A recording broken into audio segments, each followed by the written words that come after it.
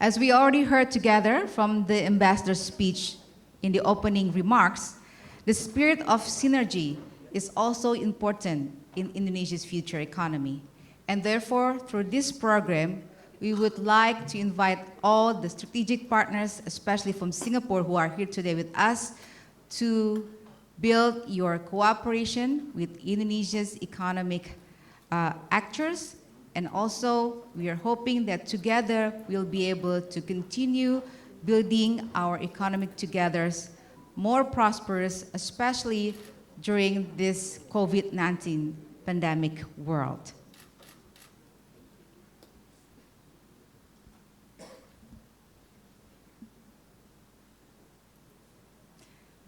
Okay, so without further ado, we would like to invite our speakers, His Excellency, Mr. Erlangga Hartarto, Coordinating Minister for Economic Affairs of the Republic of Indonesia.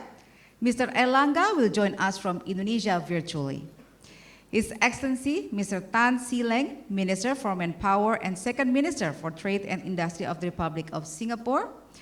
Mr. Jeffrey Jaensubhakij, Group Chief Investment of Government of Singapore Investment Corporation, GIC Private Limited, and our moderator, Mr. Warren Fernandez, Editor-in-Chief of the Straits Times. Ladies and gentlemen, please welcome to the stage our speakers and moderator for session 1.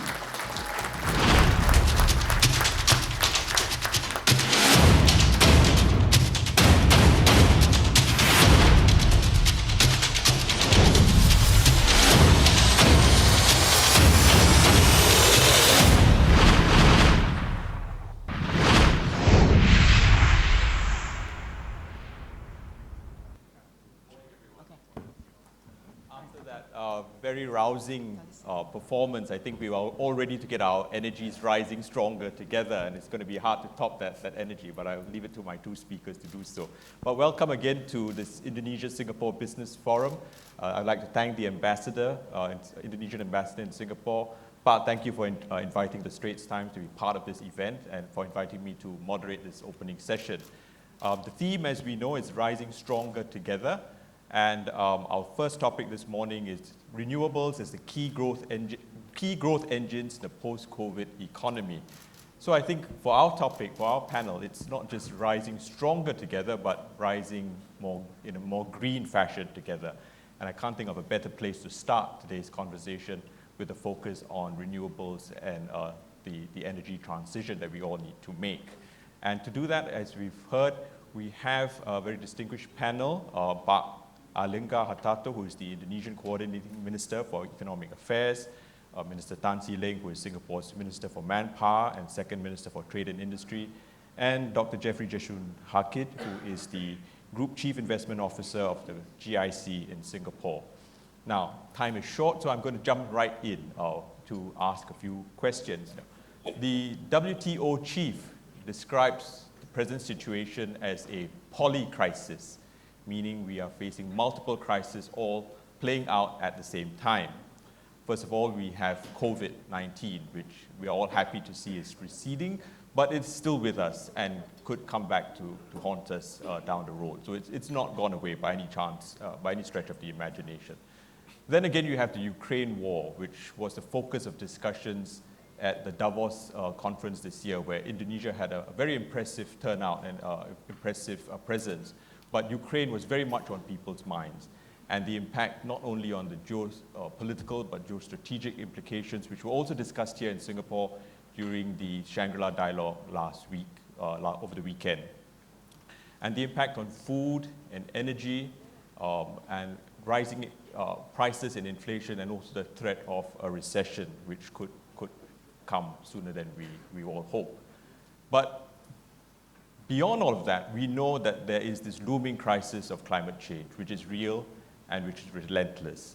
And one of the key podcasts that we do at the Straits Times is called Green Pulse, and it is one of the most popular and most downloaded podcasts, which I think says to me the interest that the audience has in sustainability issues and how we're going to grapple with this energy, this transition to a more green economy that we know we have to make, despite all these other challenges in this polycrisis that we're facing. So I thought I'd jump straight in by posing a question to, first of all, to our two distinguished ministers. And essentially to ask you, given this many crises that you're in government, that leaders in government are having to deal with, what do you think that government leaders could do to accelerate the transition to a greener economy? And I'd ask, what can you do specifically in your governments in Indonesia and Singapore? And also, what could you do together between Indonesia and Singapore? And perhaps I start with Pak Lingga. Maybe you can kick off the discussion, and then I'll ask Minister Tan to join us as well. Pak, please. Thank you, Warren Fernandez. And I would like to give appreciation to Pak Duta Besar, Pak Tommy, and also the Chambers of Commerce of Indonesia and ministers and distinguished guests. I tend to agree with Pak Warren that the world is confronting the unprecedented time, which is actually what usually we call the perfect storms. That the perfect storms is the challenge of 5 Cs. The 5 Cs consists of the COVID-19, conflict Ukraine, which also impacting the commodity as well as the energy and food prices, and then the climate change, then escalation of commodity prices, and the cost of living. So I think these challenges are affecting all countries. And for Indonesia, the challenge of the COVID-19 pandemic, I think also impacting the world, that we have to do the progress of the SDGs is a bit delayed, and Indonesia is also promoting for the economic recovery during the COVID-19. And we have been spending for the government budget to support the livelihood of the peoples as well as to save lives. In a year is almost around 1,700 trillion rupiah. And we see that the growth has been corrected by World Bank and other financial, global financial institutions, that global growth has decelerated from 5.5% in 2021 to 4.1% in 2022, and expected that it will be slower again to the 3.6. The most important things for the energy transition is to obtain the just and affordable energy transitions. And during the discussion in Davos, one of the most issues that every country are looking at is their own energy security. So there is 3 words for energy, that is just, affordable, as well as energy security. So the issues of energy security is the short-term one because of this conflict of Ukraine war, that the price of gas as well as oil has been soaring. And they are looking into an alternative energy that can bring the cost of energy down. And in the midterms, of course, to still continue the transformation of the green energy. For Indonesia, during this G20 leadership, Indonesia would like to see the projects of a showcase in which we would like to make a project of financing of phasing down around 5.5 gigawatt of the power plant, the steam coal power plant, to a renewable energy. And the mechanism of the funding is at the moment being prepared by multinational or international financing, such as ASEAN Development Bank. So I think it's very important to see how the model can work, and if the models can be working, then we can replicate anywhere else. As for the collaboration between Indonesia and Singapore, we are looking into few projects in the renewable area. Indonesia is developing based on the geothermal, hydropower, wind turbine, as well as on the solar panel. I think I would like to stop here for the next Q&A. Thank you. Thank you, Pak Airlangga. Minister Tan, can I have your comments? Thank you. Very good morning, Pak Airlangga and Ibu. I think Ibu Miliani just walked in. Pak Perry and Pak Tommy. Thank you very much for inviting myself to this very, very successfully organized conference. And I want to take this opportunity to wish everyone, all the distinguished ladies and gentlemen, guests here, a very, very good, safe and warm morning. I think that given where we are today, I think all the more important, countries internationally should work even more closer together. I think in terms of international collaboration, because climate change, global climate change is really an existential issue for many, in fact, for all countries all over the world.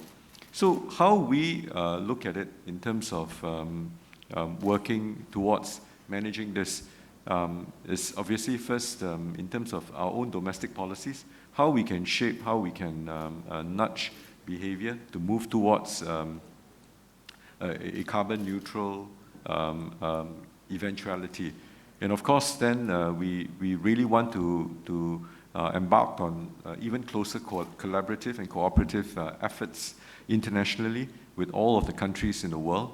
And Indonesia, of course, being our closest neighbor, we look forward to working very, very closely with our close Indonesian partners to see how we can enhance, we can achieve a win-win partnership for our very closely intertwined economies and businesses itself.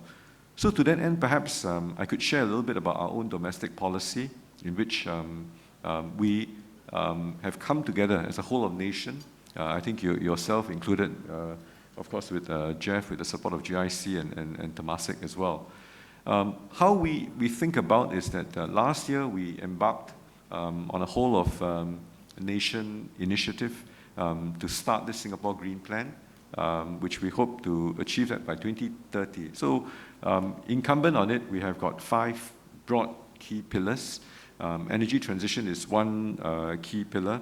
The rest, so the energy reset, the green economy, sustainable living, city in nature, and a resilient future.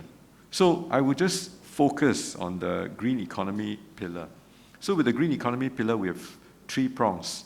The first prong is how do we help our key industries, for instance, like the energy and chemical sector, to decarbonize.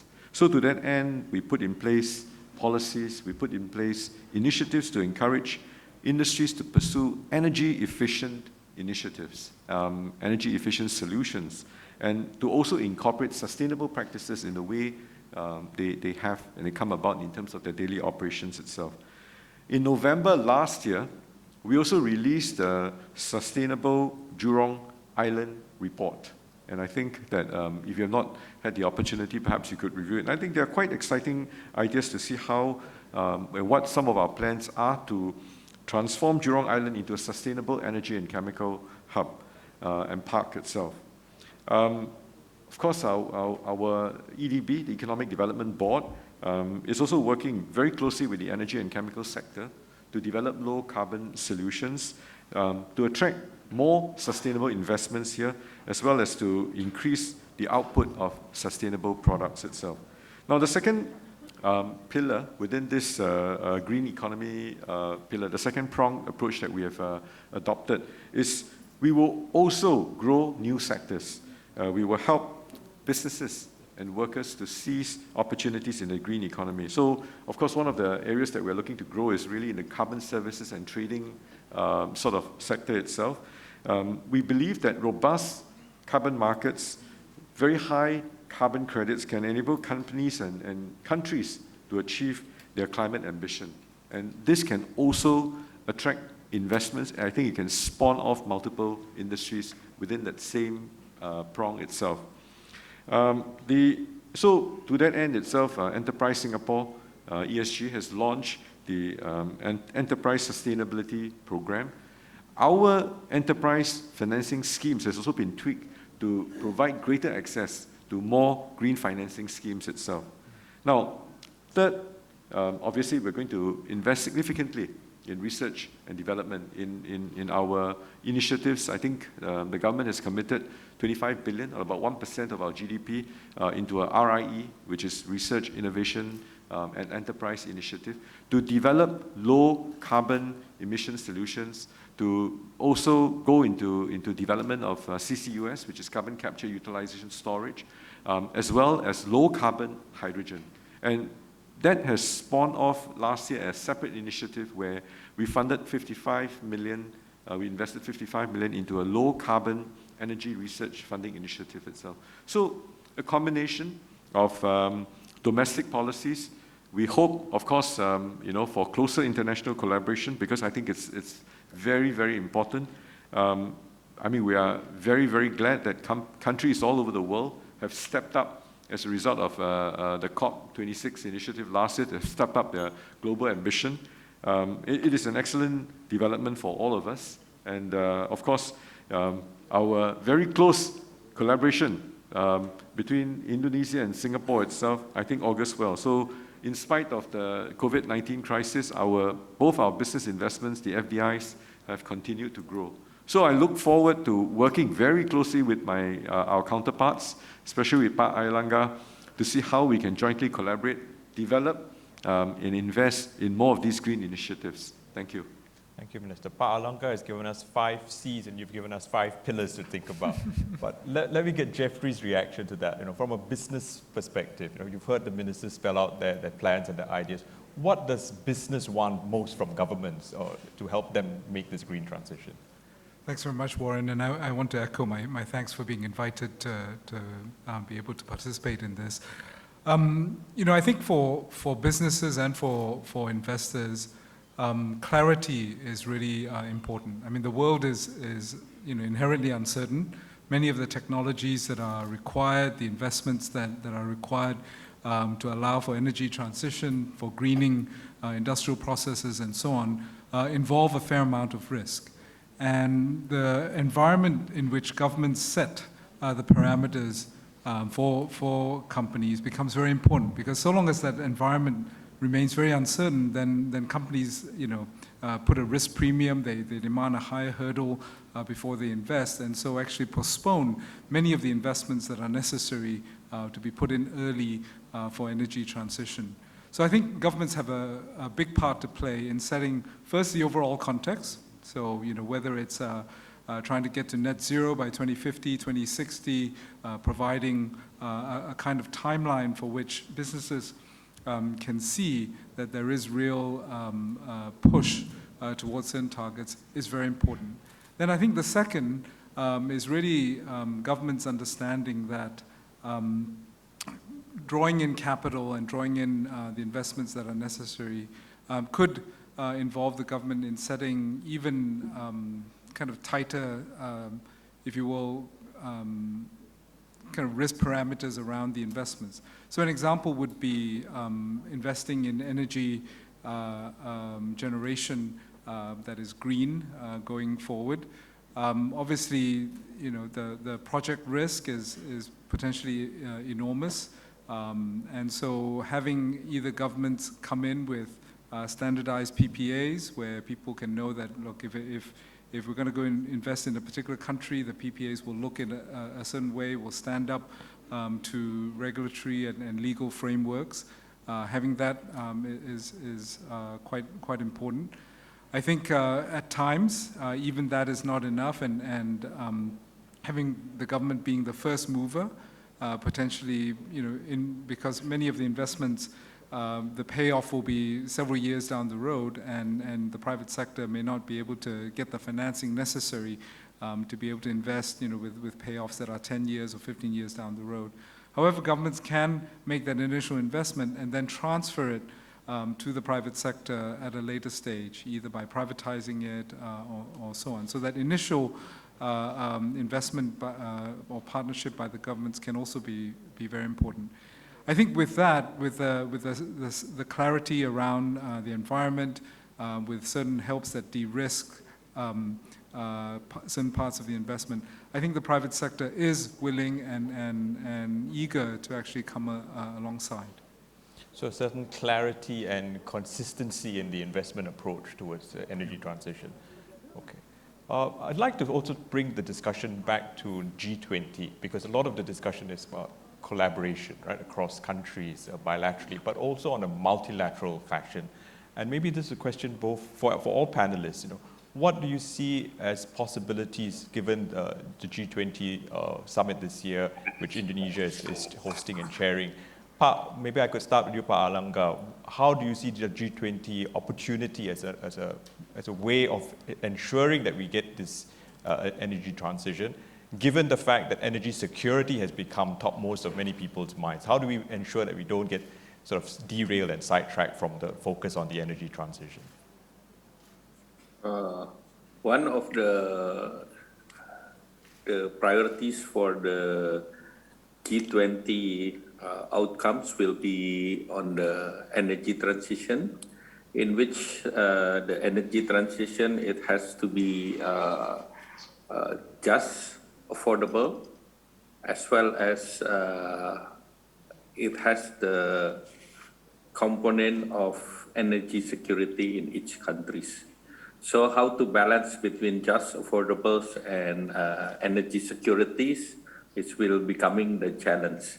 And in order to bridge the gap between the transition of energy price and affordable price for the peoples, of course, the component of financing will becoming a key component, how to bridge the gap, as well as how to incentivize the green energy to be implemented in the midterms. The policy of during the COPs, as well as each country, including Indonesia, we have a target of net zero at the mid-centuries, which is 2060 or earlier. And during the G20 meetings, we try to make the prototype or lighthouse of the energy transition projects. So this will becoming a key that the energy transition projects in renewable can be a showcases. For Indonesia, there are a few options that Indonesia currently developed the wind turbine and then also the solar panels. The roof solar panels, we can say that this is a policy of democratization of energy, since the solar panel can be small in the size for individuals, retail houses, as well as big sizes like floating panel or roof factory roof panel, which is in Java Island itself. It has potential about 5 gigawatts. So the role of technology, that is also important, that the renewable energy should be costly competitive in order to make the rate that is affordable. So economic of scale is important. So there are 3 components of the just and affordable energy transition. That is the access of technology, as well as technology affordability. And then, of course, the market itself, and a combination of both through green financing.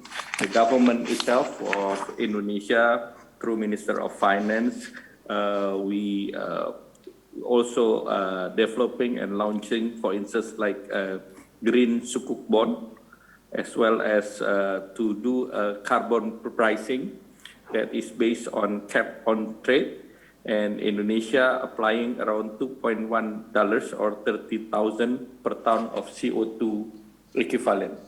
I think for the G20, the deliverables of pilot plan will be coming a key. So the meeting, the G20 meetings is not only making a summary of narrative, but also a summary of light projects that can be showcased to the world. Thank you. Thank you, Pa. I'll come back to the issue of green financing with Jeffrey in a minute. But first, Minister, how do you see the G20 playing a role? Well, I fully agree with Jeff's earlier assessment in terms of clarity, and also I'm very heartened to hear of the multiple initiatives that Pa Airlangga has shared with the rest of us. Thank you. I think it's important that we work closely together to collaborate in terms of discussions, and I think these multilateral discussions, very open and frank discussions under this sustainable energy transition pillar, especially at the G20 meetings itself, would be very, very useful in terms of providing that clarity, so that countries can then come together, particularly in ASEAN, within this particular region itself, we can come together to see how we can coordinate, we can sync up our efforts, and also both either invest or innovate and really cooperate to develop a good sort of outcome towards net zero together.